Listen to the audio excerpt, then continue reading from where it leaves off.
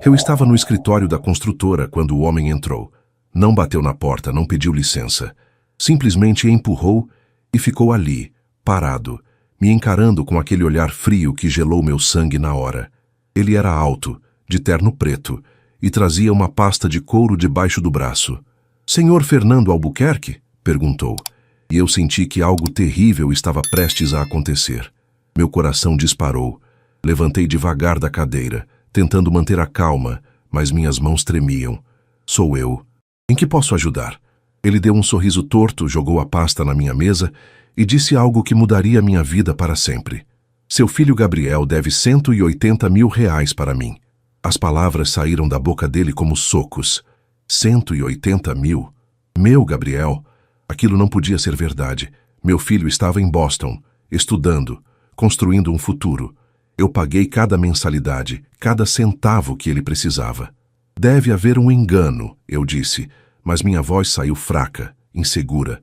O homem abriu a pasta e começou a espalhar papéis na minha frente. Contratos, comprovantes, fotos. E lá estava ele. Meu filho, em festas caras, carros de luxo, roupas que custavam mais que o salário de um mês de trabalho. "Não há engano, Sr. Fernando. E aqui tem sua assinatura como avalista." Minha visão escureceu. Peguei o papel com as mãos tremendo. Aquela assinatura era minha, mas eu nunca tinha assinado aquilo. "Isso é falso", eu sussurrei.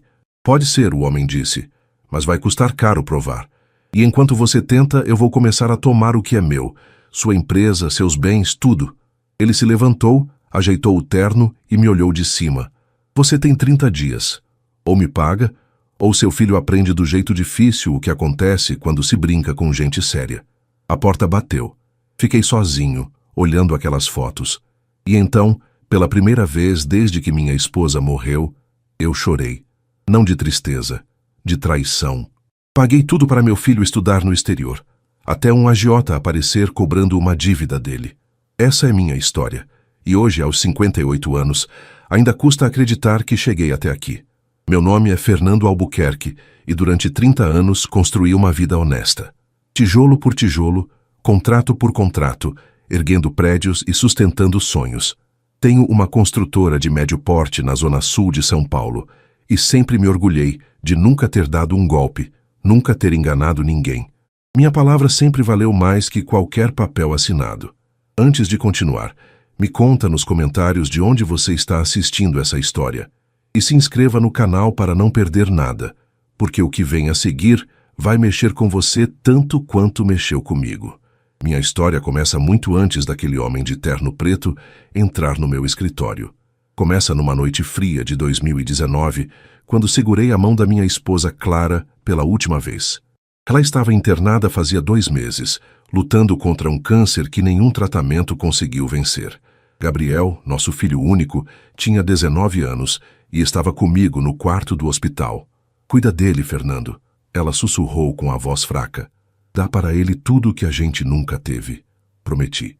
Com lágrimas nos olhos, prometi que nosso filho teria o melhor futuro possível. Aquela promessa virou o sentido da minha vida nos 5 anos seguintes. 3 meses depois do funeral, Gabriel me procurou. Ele tinha sido aprovado numa universidade em Boston, nos Estados Unidos. Administração de empresas. "Pai, é meu sonho, mas eu sei que é caro demais." Olhei para aquele menino, porque para mim ele ainda era um menino, e vi os olhos da Clara. Vi a esperança, o brilho de quem acredita no futuro. "Você vai, filho", eu disse. "Não importa o que custe, você vai ter essa chance." E custou. Deus sabe quanto custou. A mensalidade da universidade era de 12 mil reais por mês, fora moradia, alimentação, livros, seguro-saúde. Fiz contas e recontas. Vendi o apartamento que eu tinha guardado como investimento para a aposentadoria. Peguei empréstimos no banco. Reduzi despesas em casa, cortei o lazer, o convívio social. Minha irmã Margarete, professora aposentada e 5 anos mais velha que eu, sempre foi direta. "Fernando, você está se matando por esse menino, e ele nem liga", eu defendia. "Ele está estudando, Marga. Está construindo o futuro dele." Ela balançava a cabeça. "Você não está construindo o futuro. Está criando um filho mimado que vai te sugar até secar." Eu não ouvia. Porque para mim, aquilo era amor. Era cumprir a promessa que fiz para Clara na noite em que ela partiu. Gabriel ligava todo mês, sempre animado, contando das aulas, dos professores, dos trabalhos. Pai, aqui é incrível. Estou aprendendo tanto. E cada palavra dele me dava forças para trabalhar mais uma hora, fechar mais um contrato, apertar mais o cinto. Até que numa quinta-feira, dia 23 de maio de 2024, tudo desmoronou. Era meio da tarde quando Júlio César entrou no meu escritório. Eu estava revisando uma planilha de custos para uma obra que começaria na semana seguinte. A secretária, dona Neuza, nem teve tempo de anunciar. Ele simplesmente apareceu. Alto, cerca de 1,85 m, terno preto bem cortado, sapatos italianos, cabelo penteado para trás com gel. Mas eram os olhos que assustavam.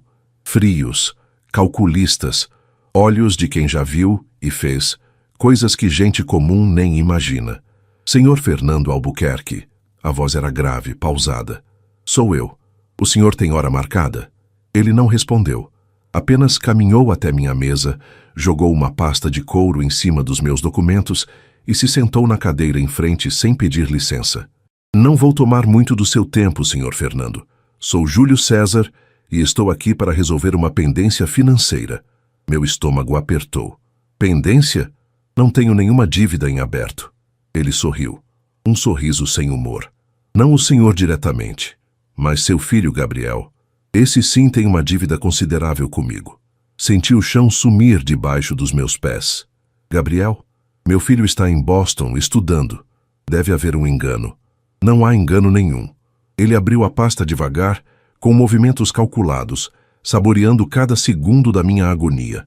Seu filho me deve 180 mil reais. Pegou emprestado há 8 meses para, segundo ele, investir em criptomoedas. Prometeu que triplicaria o valor em 6 meses. Isso não pode ser verdade. Minha voz saiu como um sussurro. É verdade, sim.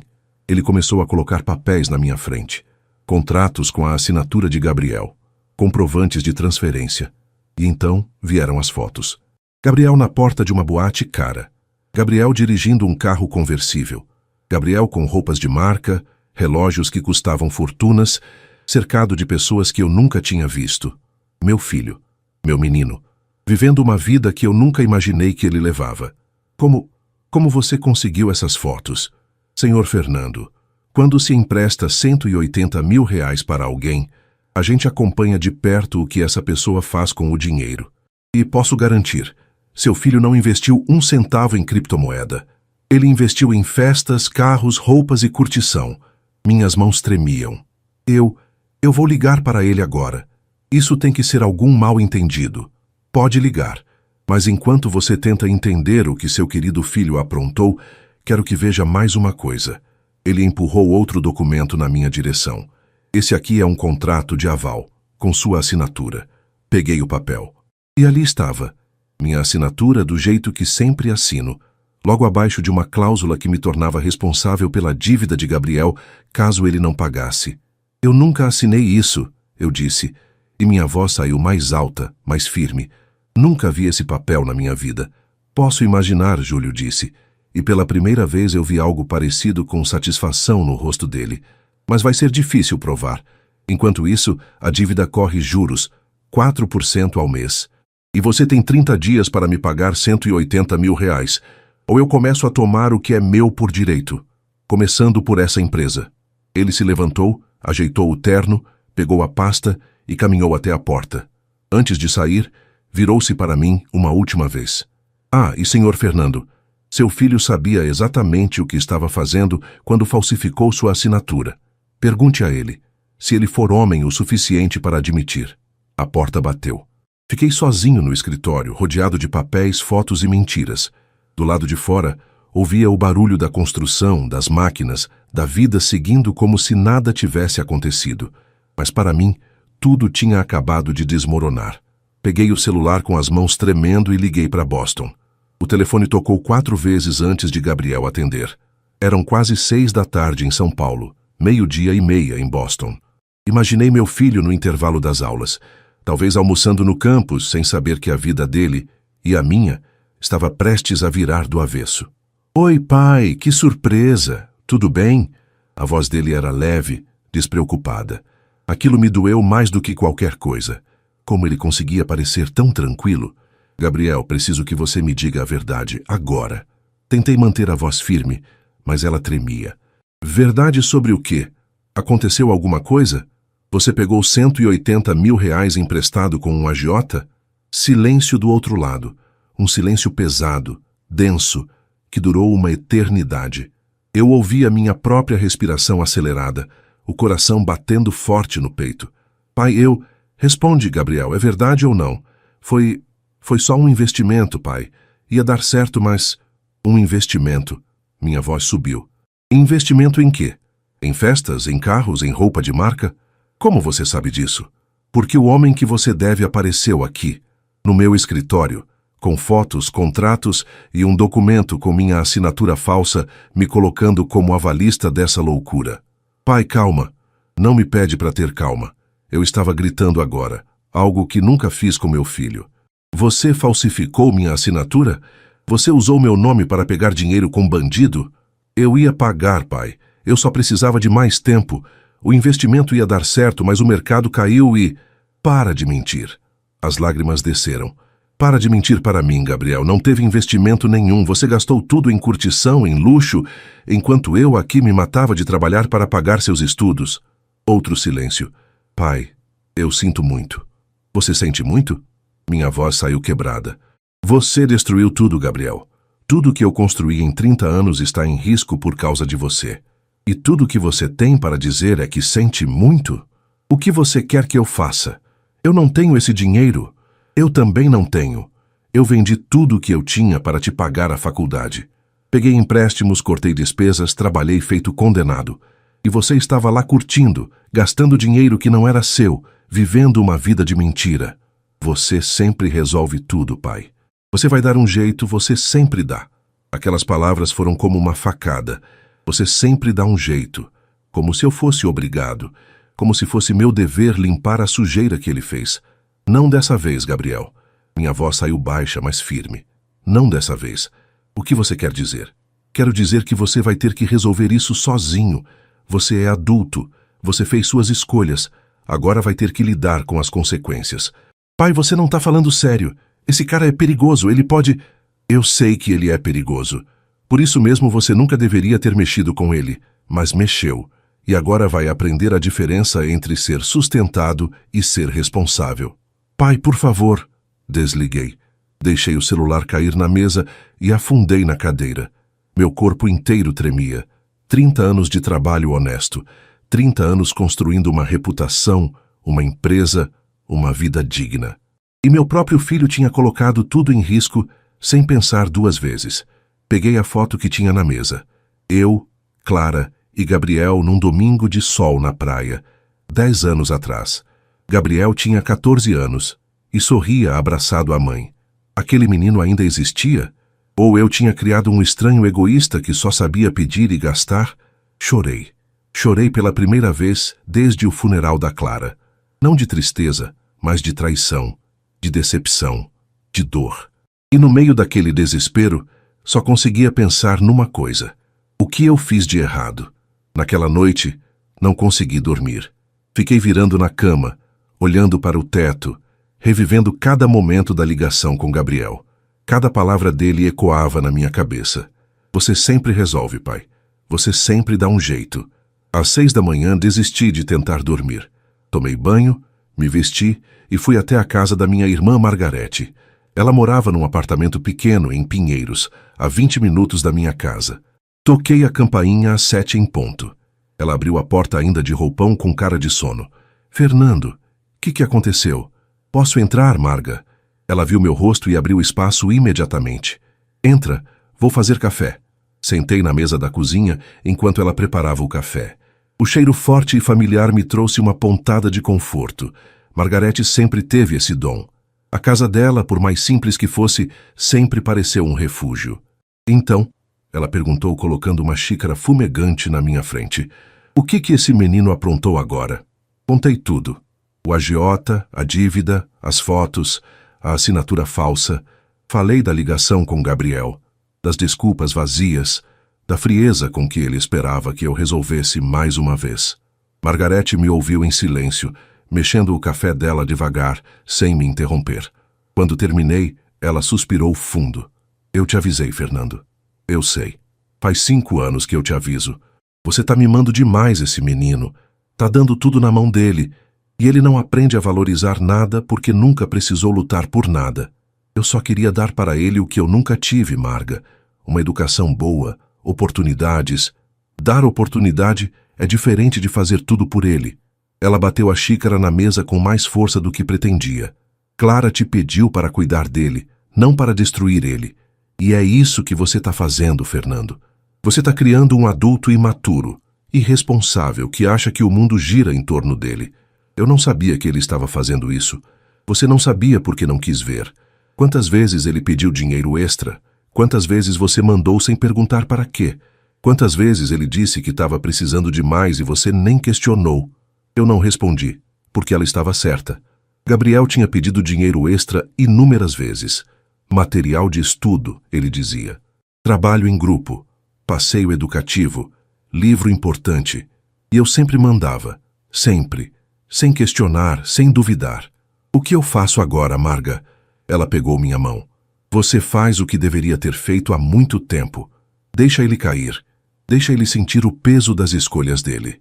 Mas o agiota é problema dele, não seu. Você não assinou aquele papel, Fernando. Sua assinatura é falsa. Procura um advogado, prova que é falsa e deixa o Gabriel resolver a bagunça que ele mesmo criou. Mas ele é meu filho. E por isso mesmo você precisa fazer isso. Se você resolver mais essa, o que você acha que vai acontecer? Ele vai mudar? Vai aprender? Vai crescer? Ela apertou minha mão. Não, Fernando. Ele vai continuar fazendo a mesma coisa, porque sabe que o papai está aqui para limpar a sujeira. Fiquei olhando para o café, vendo o meu reflexo distorcido na superfície escura do líquido. Ela tinha razão. Eu sabia que tinha, mas doía.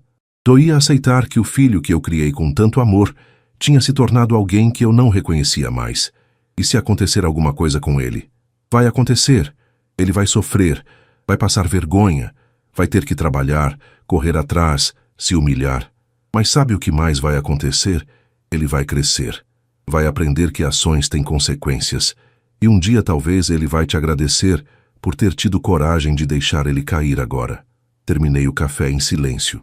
Margarete tinha 62 anos, 40 de sala de aula. Tinha visto centenas de pais fazendo os mesmos erros que eu. E tinha visto também o resultado desses erros. Procura o Dr. Augusto, ela disse quando eu me levantei para ir embora.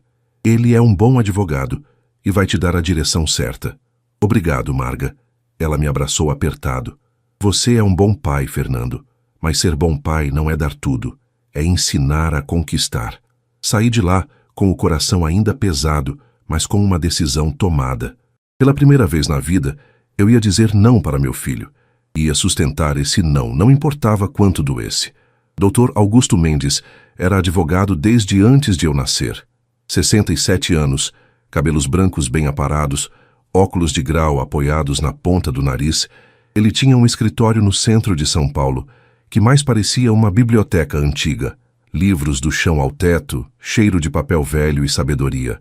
Conheci o doutor Augusto há 20 anos, quando abri minha construtora e precisava de orientação jurídica para os primeiros contratos. Desde então, ele cuidava de tudo relacionado à empresa. Mas mais do que meu advogado, ele era meu amigo. Liguei para ele na manhã seguinte à conversa com Margarete e consegui uma reunião para aquela mesma tarde. Às 3 horas, eu estava no escritório dele com todos os documentos que Júlio César tinha deixado. Fernando, ele disse depois que contei toda a história, isso aqui é sério, muito sério. Eu sei, Dr. Augusto, por isso vim correndo. Ele pegou o contrato de aval, levantou o papel contra a luz, pegou uma lupa e examinou minha suposta assinatura por longos minutos. Então, abriu uma gaveta e tirou outros documentos, contratos antigos que eu tinha assinado para a construtora. Veja aqui, ele disse, colocando os papéis lado a lado. Essa assinatura tem semelhanças com a sua, mas há diferenças sutis. A pressão da caneta é diferente. A inclinação do F não é exatamente igual. E o traço final do E aqui Está mais longo do que nos seus documentos originais. Então é falsa? Com certeza. Mas o quê? Ele suspirou. Mas provar isso em tribunal vai levar tempo. E dinheiro. Vamos precisar de perito grafotécnico.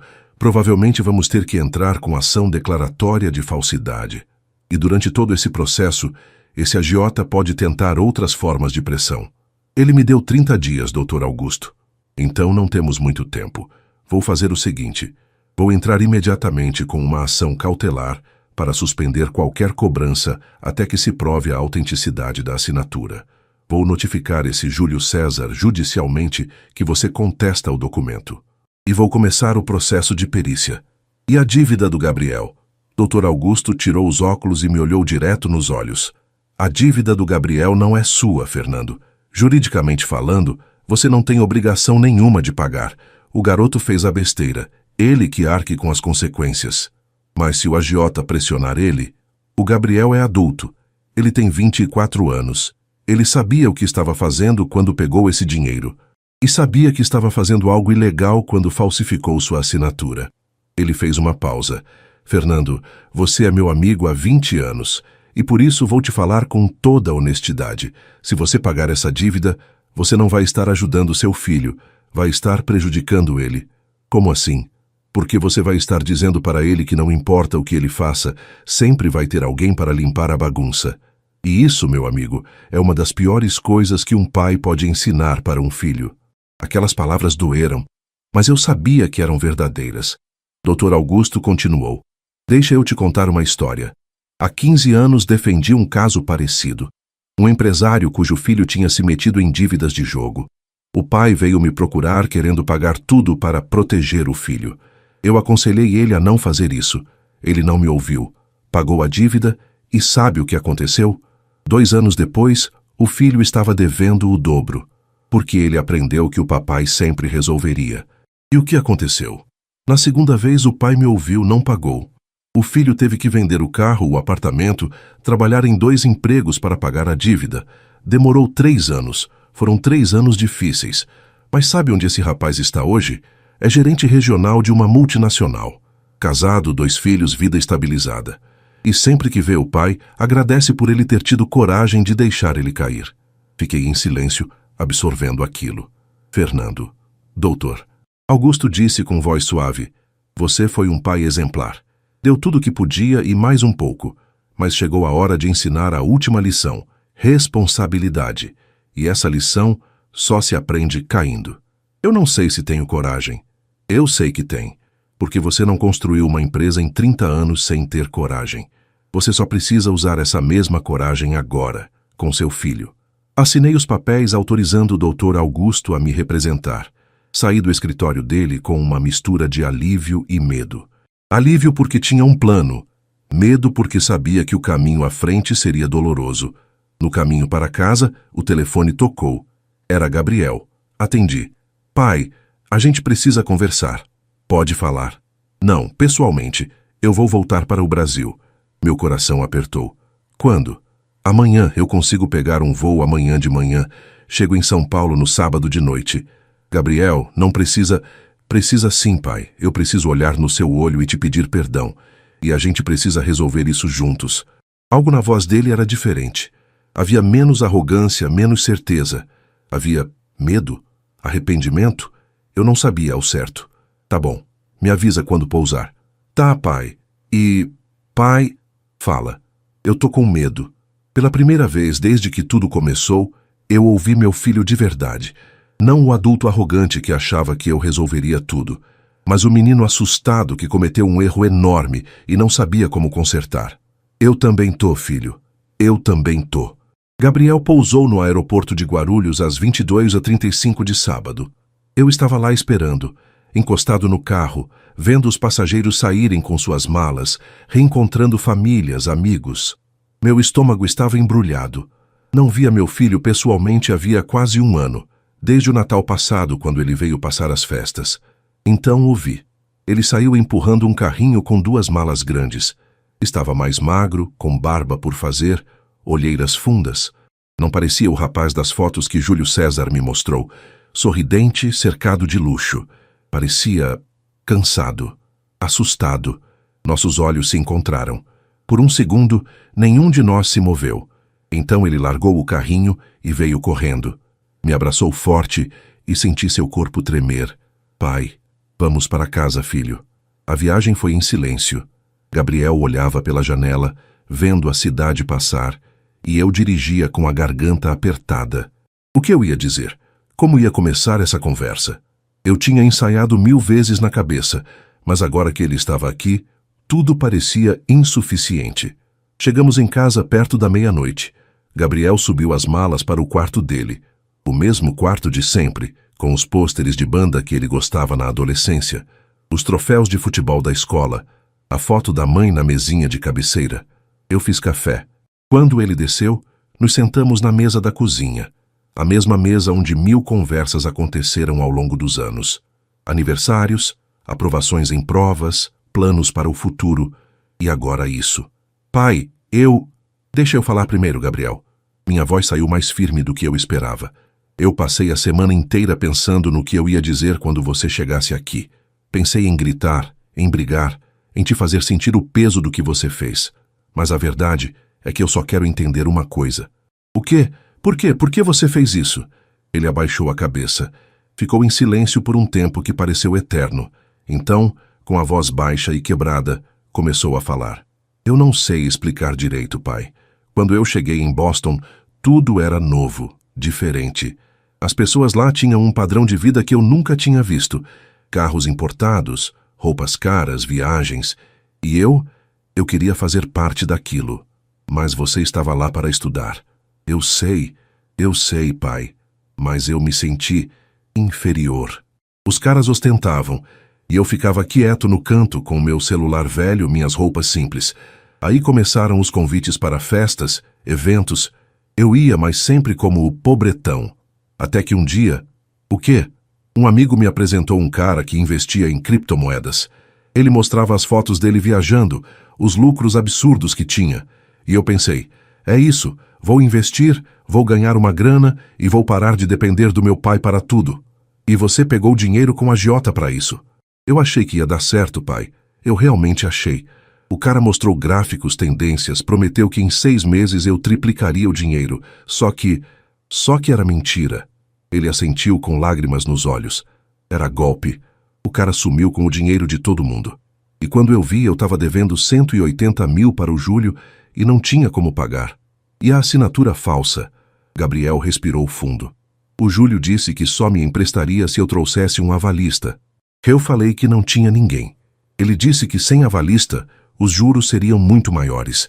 Aí eu fotografei sua assinatura de um documento que você tinha mandado por e-mail uma vez. Treinei até conseguir copiar e assinei o papel. Senti a raiva subir, mas respirei fundo. Você sabia que isso é crime, Gabriel? Eu sei. Ele estava chorando agora.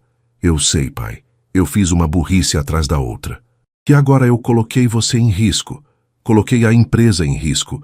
Tudo por causa da minha ganância idiota. Não foi só ganância. Foi orgulho. Você quis ser algo que não é. Quis impressionar gente que não vale nada. Eu sei. E sabe o que é pior, Gabriel? Minha voz tremeu. Não é você ter errado, é você ter mentido. Toda vez que eu perguntava se estava tudo bem, você dizia que sim.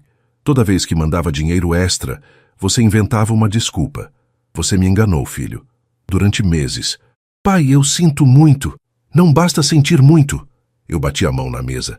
Você precisa entender a gravidade disso. Eu vendi um apartamento para te pagar essa faculdade. Peguei empréstimos, trabalhei dobrado, abri mão de tudo para você ter oportunidade e você jogou tudo no lixo. Ele soluçava e uma parte de mim queria abraçar, consolar. Mas eu sabia que não podia. Não agora. O que vai acontecer agora, pai? Agora você vai assumir a responsabilidade pelo que fez. Eu conversei com meu advogado. Ele vai provar que a assinatura é falsa e eu não vou pagar sua dívida. O rosto dele ficou branco. Mas o Júlio é problema seu. Você pegou o dinheiro, você vai ter que pagar de volta. Eu não tenho 180 mil reais. Então você vai trabalhar, vai vender o que tiver, vai fazer um acordo, mas vai resolver sozinho. Pai, ele pode me machucar. Deveria ter pensado nisso antes. Você é adulto, Gabriel, tem 24 anos. Não é mais um menino que eu preciso proteger de tudo. Ficamos em silêncio. Ele chorava baixinho e eu sentia meu coração se partindo. Mas eu sabia que precisava manter a firmeza. Você vai ficar aqui em casa enquanto resolve isso, mas vai arrumar um emprego, vai pagar suas contas e vai devolver cada centavo que eu gastei com você nesses últimos meses. Como, pai? Não sei. Você que descubra. Do mesmo jeito que descobriu como falsificar minha assinatura, descobre agora como consertar a bagunça que você fez. Levantei e fui para o quarto. Fechei a porta e, pela primeira vez, deixei meu filho sozinho com as consequências das escolhas dele. Deitei na cama e olhei para o teto. Lá fora, ouvia Gabriel chorando na cozinha. E pela primeira vez em 5 anos, não fui lá consolar. Porque amar, eu finalmente entendia. Às vezes, é deixar cair. Domingo amanheceu com céu cinza e chuvisco fino. Acordei cedo, como sempre, e desci para a cozinha.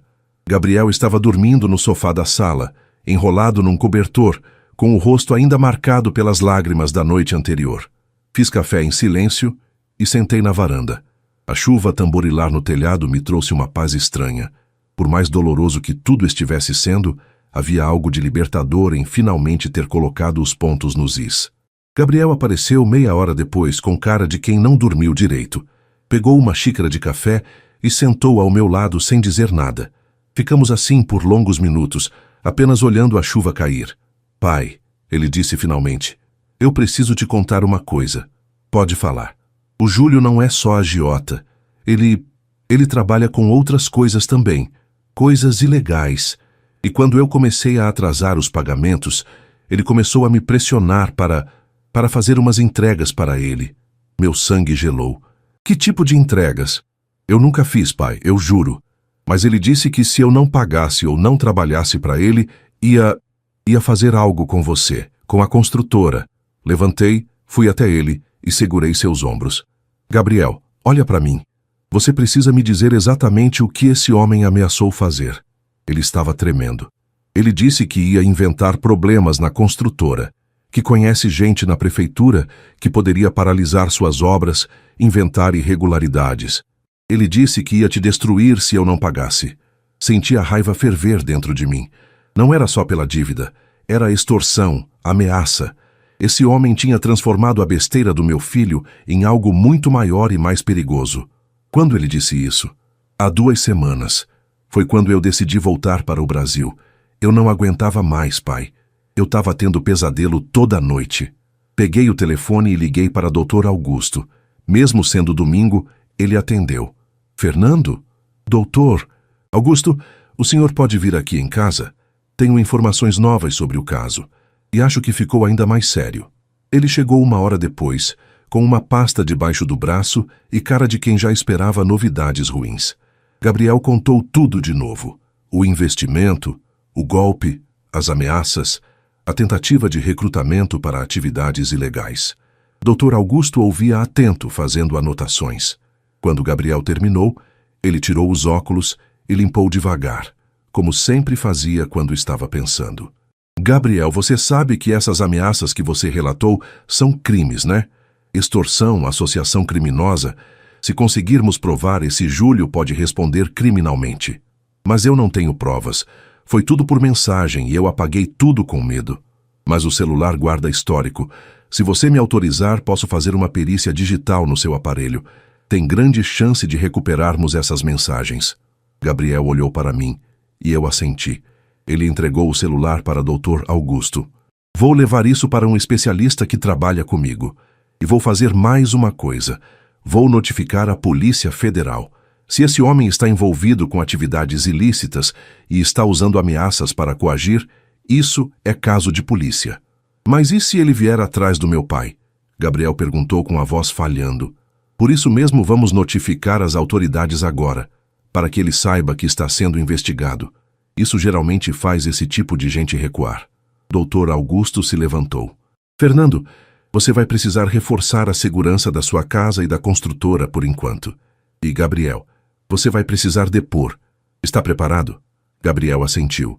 Sim, eu vou fazer o que for preciso para consertar isso. Depois que Dr. Augusto saiu, fiquei sozinho com Gabriel na sala. Ele estava curvado no sofá com a cabeça entre as mãos. Pai, eu estraguei tudo. Sentei ao lado dele. Você errou, Gabriel. Errou feio. Mas está tentando consertar. E isso conta. Eu tenho tanto medo. Eu também tenho. Mas medo a gente enfrenta com coragem, não fugindo. Ele olhou para mim com os olhos vermelhos. Como você consegue ser tão forte? Não sou forte, filho. Só aprendi que correr dos problemas só faz eles crescerem. É melhor enfrentar de frente mesmo que doa. Passamos o domingo inteiro conversando. Gabriel me contou detalhes que nunca tinha compartilhado. A solidão que sentiu em Boston, a pressão de estar num ambiente tão competitivo, o medo de decepcionar a memória da mãe. E, pela primeira vez em muito tempo, eu realmente escutei meu filho. Não o que eu queria ouvir, mas o que ele estava de fato sentindo. Percebi que enquanto eu achava que estava dando tudo para ele, o que ele mais precisava era outra coisa. Presença. Não dinheiro. Não oportunidades no exterior. Presença. Gabriel, eu disse quando a noite começava a cair, depois que isso tudo passar, você vai ter que reconstruir sua vida. Do zero. E vai ser difícil, mas eu vou estar aqui. Não para resolver seus problemas, mas para te apoiar enquanto você resolve. Obrigado, pai. E uma coisa você precisa entender. Não importa quanta merda você aprontou, você continua sendo meu filho, e eu te amo. Mas amar não significa passar a mão na cabeça.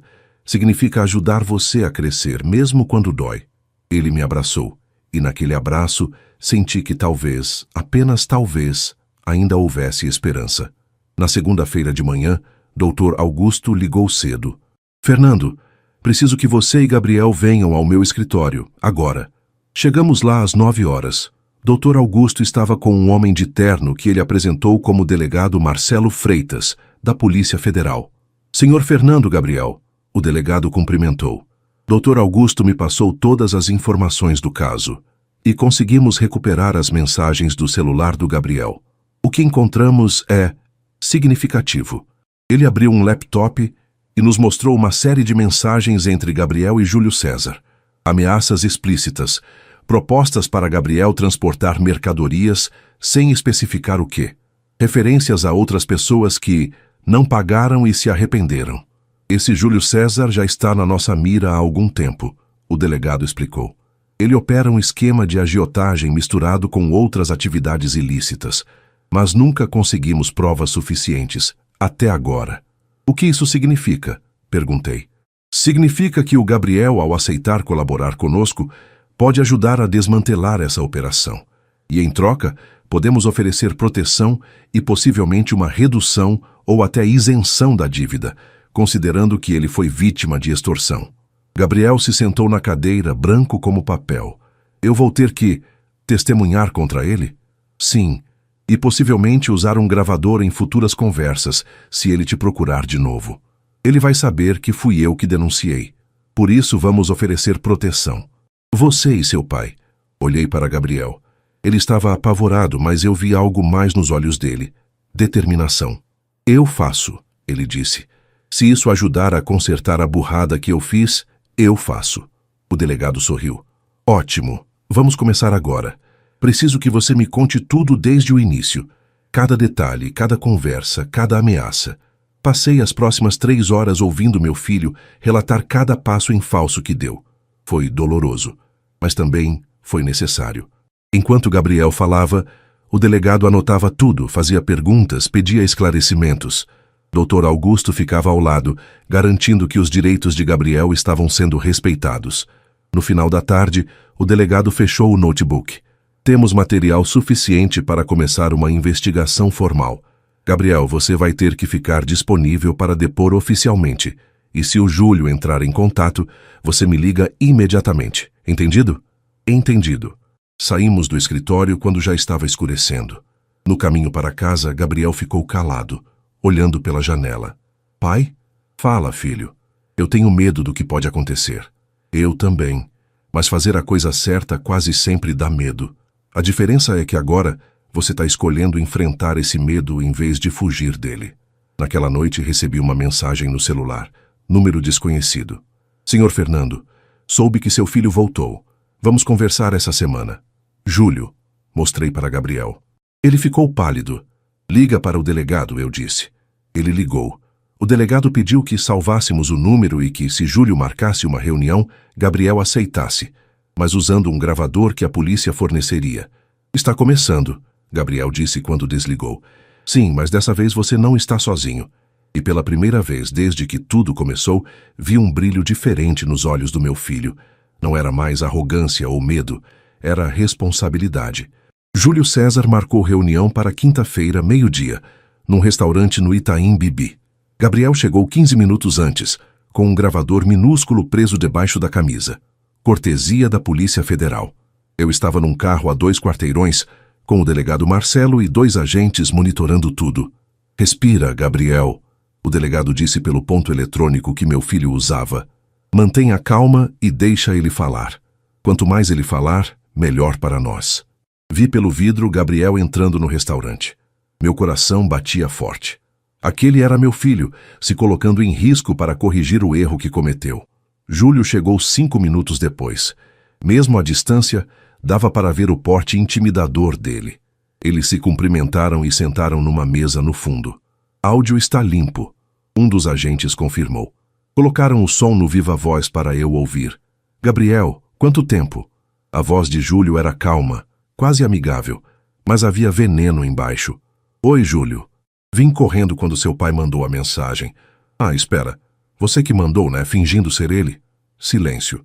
Tudo bem, não esquenta. O importante é que você está aqui e pronto para resolver nosso probleminha.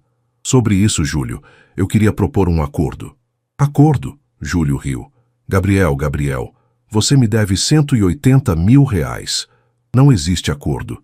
Existe você me pagar ou eu tomar o que é meu. E se eu não puder pagar tudo de uma vez? Então você vai trabalhar para mim, como eu já tinha proposto antes, fazendo entregas. Exatamente, uns 3, 4 meses de serviço e a gente quita essa dívida. Simples. E se eu recusar? O tom de Júlio mudou. Ficou gélido. Aí as coisas ficam desagradáveis. Para você e para seu querido paizinho. Aquela construtora bonita que ele tem. Seria uma pena se algo acontecesse, né? Você está me ameaçando? Não. Estou te explicando a realidade. Você brincou com gente grande, Gabriel. Agora tem que pagar. De um jeito ou de outro. No carro, o delegado sorriu. Pronto, temos ele. Mas Júlio ainda não tinha terminado. Ah, e Gabriel? Aquele papo que você teve com um advogado, que a assinatura do seu pai é falsa e tal. Esquece isso, porque eu tenho amigos em vários lugares. E posso fazer a vida de vocês virar um inferno legal. Não tenho medo de você, Júlio. Júlio se inclinou sobre a mesa. Deveria ter, porque eu não brinco em serviço. Bom saber, Gabriel disse. E então fez algo que me encheu de orgulho. Levantou e tirou o gravador de dentro da camisa. Porque a Polícia Federal também não brinca. O rosto de Júlio ficou lívido. Antes que ele pudesse reagir, 4 agentes entraram no restaurante. Júlio César da Silva, o delegado Marcelo disse em voz alta. Você está preso por extorsão, associação criminosa e ameaça. Tem o direito de permanecer calado. Júlio tentou correr, mas foi imobilizado em segundos. Todo o restaurante parou para assistir. Enquanto era algemado, Júlio olhou para Gabriel com ódio puro. Você vai se arrepender disso, moleque. Não, Gabriel disse com voz firme. Eu já me arrependo de muita coisa, mas isso aqui não. Levaram Júlio embora. Gabriel ficou parado no meio do restaurante, tremendo. Saí do carro e corri até ele. Quando me viu, ele desabou. Abracei meu filho enquanto ele chorava de alívio, medo e exaustão. Acabou, filho. Acabou. Pai, eu consegui. Conseguiu. Você foi corajoso. O delegado veio até nós. Gabriel, você fez um bom trabalho. Com o que gravamos hoje mais as mensagens recuperadas, temos material para manter ele preso por um bom tempo. E sua dívida, tecnicamente, é produto de extorsão. Vamos trabalhar para anulá-la juridicamente. Naquela noite, voltamos para casa em silêncio. Mas era um silêncio diferente. Não era mais o peso da mentira e do medo. Era o silêncio de quem sobreviveu à tempestade e está começando a ver o sol aparecer. 3 meses se passaram desde a prisão de Júlio César. A investigação da Polícia Federal descobriu um esquema bem maior do que imaginávamos. Júlio tinha dezenas de vítimas e operava com lavagem de dinheiro e tráfico. Gabriel teve que depor mais 2 vezes, mas o advogado Dr. Augusto conseguiu anular a dívida, provando não só que a assinatura era falsa, mas que tudo fazia parte de um esquema criminoso. Gabriel não voltou para Boston. A faculdade estava quase terminando, mas ele decidiu trancar o curso e recomeçar aqui no Brasil. Não faz sentido eu terminar lá, ele me disse. Eu preciso reconstruir as coisas aqui primeiro. Ele arrumou emprego como assistente administrativo numa empresa de logística. O salário era baixo, R$ 2.500 por mês, longe do padrão de vida que ele levava em Boston. Mas ele acordava todo dia às 6 da manhã, pegava ônibus, trabalhava 8 horas e voltava cansado. Numa noite de domingo estávamos jantando juntos, algo que voltamos a fazer toda semana, quando ele me olhou com seriedade. Pai, eu fiz as contas.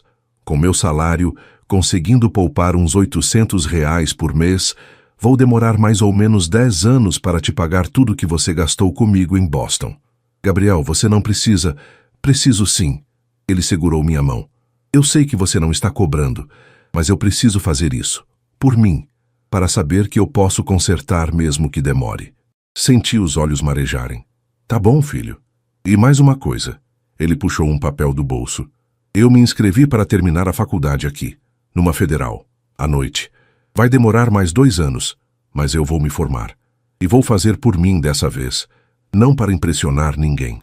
Eu tô orgulhoso de você, Gabriel. Eu não mereço. Merece sim, porque você errou, caiu, mas levantou. E tá tentando fazer diferente. Naquele momento, olhando para meu filho, mais maduro, mais humilde, mais verdadeiro, entendi que todo o sofrimento tinha valido a pena. Não porque ele tinha aprendido a lição de forma cruel, mas porque ele tinha escolhido aprender. No domingo seguinte, fomos juntos ao cemitério visitar o túmulo da Clara. Fazia meses que eu não ia. Colocamos flores frescas e ficamos ali em silêncio por alguns minutos. Mãe, Gabriel disse em voz baixa, eu estraguei tudo por um tempo. Mas o pai me ensinou que a gente pode recomeçar, que errar não é o fim, e eu prometo que vou honrar a memória da senhora sendo um homem melhor daqui para frente. Coloquei a mão no ombro dele, e ali, na frente do túmulo da mulher que amei, senti que finalmente tinha cumprido a promessa que fiz naquela noite de hospital. Tinha cuidado do nosso filho, não dando tudo para ele, mas ensinando a ele que viver é também enfrentar as consequências, cair e aprender a levantar.